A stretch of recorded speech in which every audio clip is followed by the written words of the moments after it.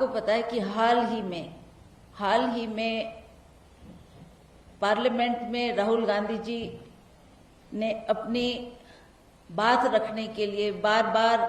ये आग्रह किया और कहा कि मैं भी कुछ पार्लियामेंट में कहना चाहता हूं। उन्होंने उठकर अदानी जी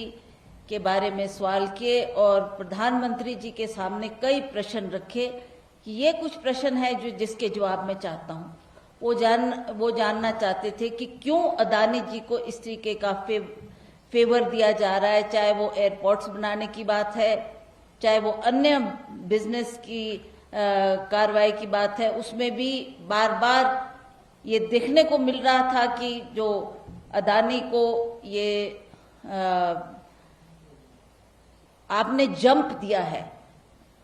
कहां थे वो और कहां से कहां पहुंचाए। यहां तक कि प्रधानमंत्री विदेश यात्रा पर उनको साथ ले जा रहे हैं, विदेश यात्रा में बाहर के लोगों से उनको इंट्रोड्यूस कर रहे हैं और वहां भी वो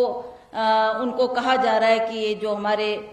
बिजनेस के बड़े भारी टाइकून है, इस तरीके की उनकी इंट्रोडक्शन बाहर के देशों में भी दी गई। तो इससे साफ जाहिर है कि प्रधानमंत्री जी भी चाहते हैं कि उनको प्रोजेक्ट किया जाए और उनको इन कामों को दिया जाए। भारतवर्ष में तो दे ही रहे हैं, परंतु विदेश में भी इस तरीके का उन्होंने कई जगह ये संदेश दिया है। और अब हम ये जो राहुल गांधी जी ने प्रश्न किया पार्लियामेंट में, उन्होंने ये बार बार पूछा और कम से कम 40-45 मिनट की जो चर्चा राहुल जी ने पार्लियामेंट में की, उसमें भी उनको बार बार यही प्रश्न पूछते गए कि मैं ये जानना चाहता हूं कि ये ऐसा क्यों किया जा रहा है और क्यों इनको प्रमोट आप कर रहे हैं। परंतु ना प्रधानमंत्री जी ने उसका कोई जवाब दिया। उनको आना चाहिए था, वो सदन में आकर, चाहे राज्यसभा में चाहे लोकसभा में आकर वो इस बात को रखते और लोगों को आगाह करते कि ये कारण है या ये वजह है। परंतु लोग बड़े बेताबी से पार्लियामेंट के मेंबर्स इसका इंतजार करते रहे, पर प्रधानमंत्री जी ने ये मुनासिब नहीं समझा कि मैं जाकर इसका जवाब पार्लियामेंट में दूं। के बाद भी कई बार राहुल जी के लिए बार बार ये आवाज उठाई गई और कहा गया कि राहुल जी भी कुछ बोलना चाहते हैं, आप उनको मौका दियो। एक बार नहीं, कई बार ये बात वहां पर पार्लियामेंट में हुई और हमें अफसोस है कि जिस तरीके से इसमें ना उन्होंने राहुल जी को बोलने का मौका दिया, ना अवसर दिया, और वो कई बार उन्होंने कोशिश भी की। और जितने भी हमारे मेंबर्स थे,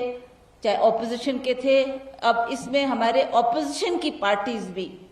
अन्य दलों की पार्टियों ने भी कांग्रेस का समर्थन में वो लोग उतर कर आए हैं और उन्होंने कहा कि हम राहुल गांधी जी के साथ जो ये बेइंसाफी हुई है उसके लिए हम भी इनका साथ देना चाहते हैं। अभी हाल में ही जानते आप कि एक कोर्ट में सूरत में कि किस तरीके से राहुल जी के ऊपर एक केस बनाया गया और उसपे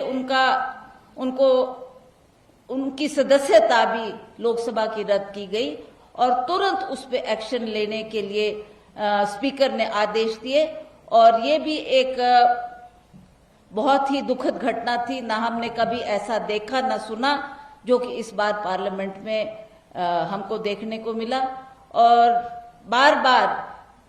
लोगों ने इस बात को, जो मेंबर ऑफ पार्लियामेंट थे, उन्होंने राज्यसभा में भी इस बात को उठाया, लोकसभा में भी बार बार उठाया कि हमारे को बोलने दिया जाए, राहुल जी को बोलने दिया जाए। वो कुछ बात अपनी रखना चाहते थे, परंतु स्पीकर साहब ने भी उसको नजरअंदाज करते हुए उनको समय नहीं दिया और तुरंत ये जो कार्रवाई हुई, उनकी सदस्यता को रद्द किया गया। और जो उनको एक